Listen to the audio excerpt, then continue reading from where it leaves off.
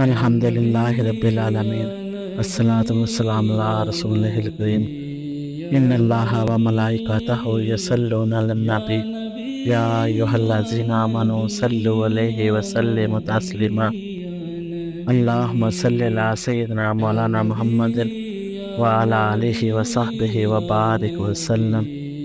حضرت عائشہ صدیقہ رضی اللہ تعالیٰ عنہ بیان کرتی ہیں کہ مجھے حضور نبی اکرم صلی اللہ علیہ وآلہ وسلم نے فرمایا، یہ جبرائیل علیہ السلام تمہیں سلام کہتے ہیں۔ تو عائشہ صدیقہ رضی اللہ تعالیٰ عنہ فرماتی ہیں، میں نے عرض کیا اور ان پر بھی سلام ہو اور اللہ تعالیٰ کی رحمت اور برکتیں نازل ہوں۔ ایک صحابی نے آقا حضور صلی اللہ علیہ وآلہ وسلم سے پوچھا، یا رسول اللہ صلی اللہ علیہ وآلہ وسلم سب سے بہتر اسلام کیا ہے؟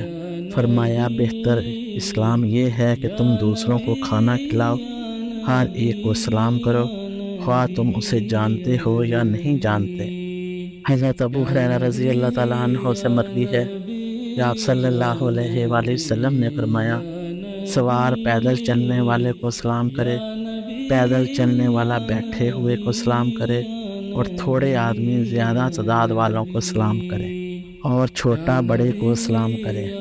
آقا حضور صلی اللہ علیہ وآلہ وسلم نے فرمایا، تم جنت میں داخل نہیں ہوگے جب تک تم ایمان نہ لاؤ، اور تم مومن نہیں ہو سکتے جب تم ایک دوسرے سے محبت نہ کرو۔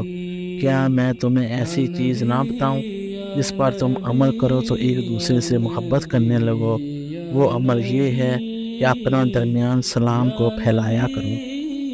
آپ صلی اللہ علیہ وآلہ وسلم نے فرمایا، لوگوں میں سے اللہ تعالیٰ کے نزدیک قریب وہ شخص ہے جو انہیں سلام کرنے میں پہل کرے۔ آقا حضور صلی اللہ علیہ وآلہ وسلم ایک ایسے مجلس کے پاس سے گزرے جس میں مسلمان، مشرک، بت پرست اور یہودی سبھی جمع تھے۔ آپ صلی اللہ علیہ وآلہ وسلم نے انہیں سلام کہا۔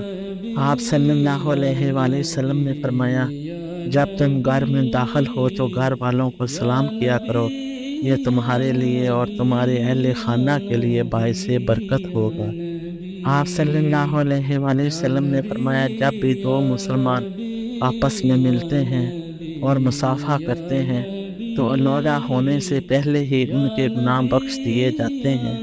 آقا حضور صلی اللہ علیہ وآلہ وسلم نے فرمایا، آدمی کے اسلام کی خوبصورتی یہ ہے کہ وہ بے فائدہ چیزوں کو چھوڑ دے۔ آقا حضور صلی اللہ علیہ وآلہ وسلم جب کلام فرماتے تو بات کو 3 مرتبہ دہراتے تھے تاکہ لوگ آپ صلی اللہ علیہ وآلہ وسلم کی بات سمجھ سکیں، اور جب آپ صلی اللہ علیہ وآلہ وسلم کسی جماعت کے پاس تشریف لے جاتے اور انہیں سلام کہتے تو 3 مرتبہ سلام کہتے۔ یہ سلام اجازت لینے کے لیے ہوتا، ویسے کسی شخص کو سلام کہنا ہو تو ایک ہی مرتبہ کافی ہے۔ حضور نبی اکرم صلی اللہ علیہ وآلہ وسلم نے فرمایا، ایک دوسرے سے حسد نہ کرو، اور ایک دوسرے کو دھوکہ نہ دو، اور ایک دوسرے سے بغض نہ رکھو، اور ایک دوسرے سے رخ نہ موڑو۔ آپ صلی اللہ علیہ وآلہ وسلم نے فرمایا، مسلمان کا بھائی ہے، وہ نہ اس سے خیانت کرتا ہے اور نہ اس سے جھوٹ بولتا ہے اور نہ اسے ذلیل کرتا ہے۔ ہر مسلمان پر دوسرے مسلمان کی عزت، اس کا مال اور اس کا خون حرام ہے۔ کسی مسلمان کے لیے اتنی برائی کافی ہے کہ وہ اپنے کسی مسلمان بھائی کو حقیر سمجھے۔ آپ صلی اللہ علیہ وآلہ وسلم نے فرمایا، ایک مسلمان کے دوسرے مسلمان پر 5 حق ہیں: سلام کا جواب دینا، بیمار کی عیادت کرنا، اس کے جنازے کے ساتھ جانا، اس کی دعوت قبول کرنا، اور چھین کا جواب دینا۔ حضرت ابو ہریرہ رضی اللہ تعالیٰ عنہ سے مروی ہے کہ آپ صلی اللہ علیہ وآلہ وسلم نے فرمایا، بے شک قیامت کے دن اللہ تعالیٰ فرمائے گا، اے ابن آدم، میں بیمار ہوا تو نے میری مزاج پرسی نہیں کی۔ بندہ عرض کرے گا، اے پروردگار، میں تیری بیمار پرسی کیسے کرتا جب کہ تو خود تمام جہانوں کا پالنے والا ہے؟ ارشاد ہوگا کہ تجھے معلوم نہیں کہ میرا فلاں بندہ بیمار ہوا اور تو نے اس کی مزاج پرسی نہیں کی؟ کیا تو نہیں جانتا اگر تو اس کی مزاج پرسی کرتا تو مجھے اس کے پاس موجود پاتا۔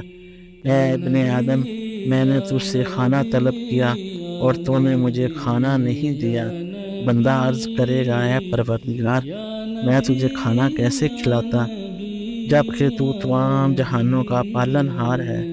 ارشاد ہوگا، کیا تجھے معلوم نہیں کہ میرے فلاں بندے نے تجھ سے کھانا مانگا اور تو نے اسے کھانا نہیں کھلایا؟ کیا تو نہیں جانتا اگر تو اسے کھانا کھلاتا تو اس کا ثواب میری بارگاہ سے پاتا؟ اے ابن آدم، میں نے تجھ سے پانی مانگا اور تو نے مجھے پانی نہیں پلایا۔ بندہ عرض کرے گا، پروردگار، میں تجھے پانی کیسے پلاتا جب کہ تو رب العالمین ہے؟ ارشاد ہوگا، میرے فلاں بندے نے تجھ سے پانی مانگا اور تو نے اسے پانی نہیں پلایا۔ اور کیا تجھے معلوم نہیں کہ اگر تو اسے پانی پلاتا تو اس کا ثواب تجھے میرے ہاں سے ملتا؟